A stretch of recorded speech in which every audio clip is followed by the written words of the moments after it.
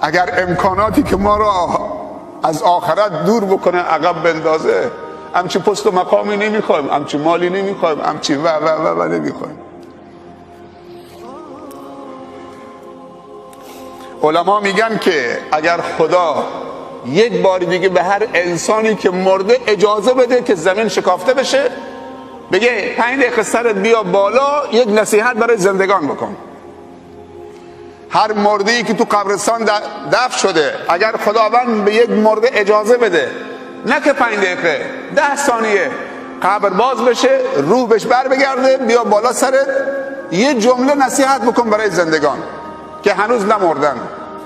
علما میگن اون جملهش اینه: تزودوا فان خیر الزاد التقوی.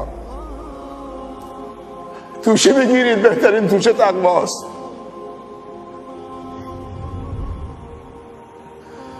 اگه اشتباه نکنم جنید بغدادی بود، اون عارف بزرگ، به خواب یکی از شاگرداش میاد، میگه جناب شیخ اونجا چطوره؟ حالت چطوره؟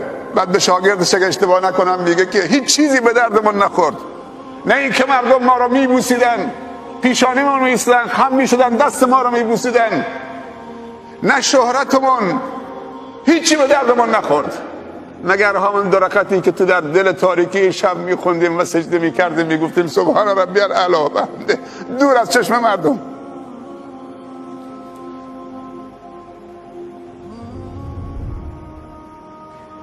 اینا هیچ کدوم به درد آدم نمیخوره. این همه عکس گرفتن و خم شدن و دست بوسیدن و پیشونی بوسیدن و تعریف و تمجید و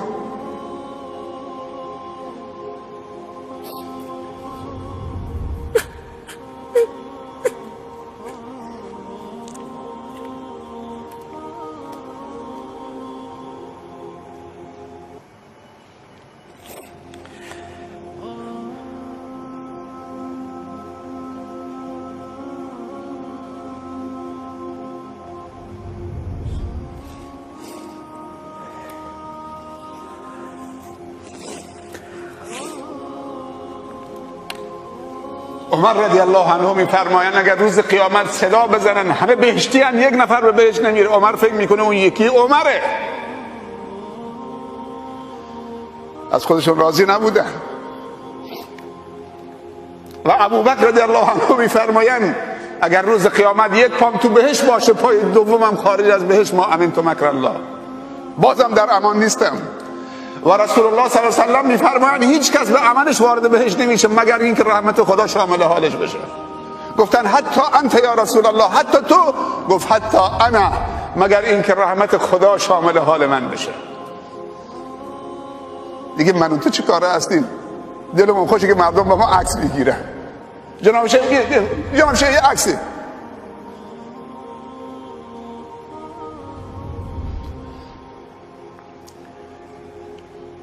خدا به ما توفیق بده که بتونیم شکر این همه محبت ها و نگاه های خوب و پاسخ بدیم، منحرف نشیم، خودخواه و مغرور نشیم. ما در اسلام تقدسگرایی نداریم کسی دست عالم ببوسه خم بشه. ما در اسلام لباس شهرت نداریم. از اونجا که وارد شد مشخص از شکل و شمایل و لباسش که این عالم مشهوریه. پیامبر صلی الله علیه و سلم همون لباسی که برده ها میپوشید. پیامبر وقتی بین صحابه مینشست، بین اهل صفه مینشست، فقرای صحابه، اگر کسی پیامبر رو ندیده بود و از اوصافش تشخیص نداده بود سوال میکرد کدوم یکی محمده صلی الله علیه و سلم. امروز دیگه یک کبکبه و دبدبه و عبایی و ماشوی و از دور ایشون جناب شیخن همه خم میشن دستشو میبوسن. احترام جای خودش، اما تقدسگرایی نداریم. تقدسگرایی در دین و مذهب سبب استبداد دینی و مذهبی می شود. احترام جای خودش اما مبالغه نه. تقدسگرایی بیش از حد جدا از احترام سبب استبداد دینی و مذهبی می شود. داریم میبینیم تو کل دنیا چطوری شیخ‌ها و ملاها مردم اسیر خودشون کردن.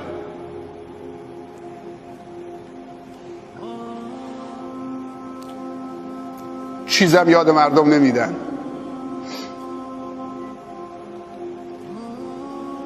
خانم یکی از همین ملاهای بزرگی که کل ملاهای منطقه عصر جمعه می آمدن پیشش کسب اجازه می کردن، بعد از این که دیگه ملا طلاقش داده بود گفته بود که من وقتی چای می بردم پشت در می گذاشتم برای این ملاها، شنیدم که یک بار گفتن چیزی یاد مردم ندید تا مردم همیشه چه محتاج شما باشن و اسیر شما باشن. چیزی یاد مردم ندید که مردم خودکفا نشن. بعد یکی از ملاها گفت حتی چیزی یاد زنتون هم ندید که زبانش دراز میشه، دیگه رو حرکات ملا ایراد میگیره. ولی امروز یک بازاری میاد اینجا پیش نماز میشه، سبحان الله، 5 روز قرآن حفظه. خدا رحمت بکنه شیخ زیایی رحمت الله علیه، منطقه رو سیراب کرد. هر چی بود یاد مردم داد. 5-6 هزار طلبه که اکثرشون لیسانسه هستن، فوق لیسانس تو منطقه هست. چقدر حفاظ قرآن. چیزی یاد مردم ندید تا مردم همیشه محتاج شما باشن.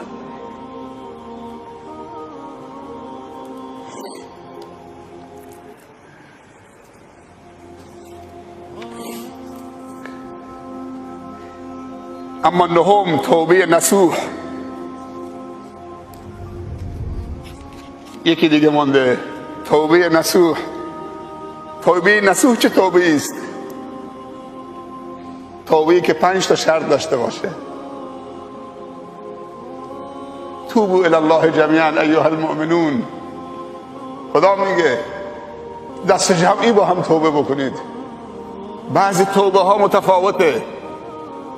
توبه یک جوانی که به انحراف کشیده شده، شرابی خورده، توبه خودشه، مشکل دیگه رو خودش اصلاح میشه. اما توبه استاندار، توبه حاکم، توبه فرماندار، توبه پدر، توبه معلم، بزرگ، رهبر. بزرگ وقتی اشتباه میکنه، کسی که مسئول جامعه است، توبهش اصلاح جامعه است، یک توبه نیست.